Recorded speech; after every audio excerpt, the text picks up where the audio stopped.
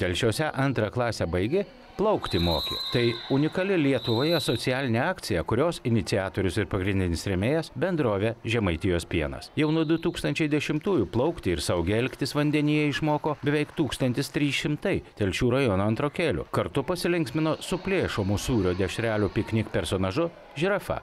Visi gauna piknik vardinius diplomus, su įamžinta akimirka baseine ir žinoma piknik prizus – skaniasias sūrio dešreles. Plaukimas yra visapusiškai naudingas besivystančio vaiko organizmui.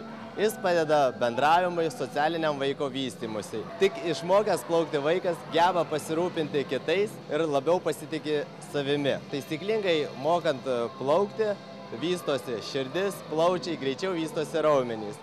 Geriausias socialinės akcijos įvertinimas, plačios vaikų šypsenos ir džiaugsmus spinduliuojančios akys. Na, o patiems vikriausiams pelniusiems metų plaukiko titulą atitenka specialūs medaliai.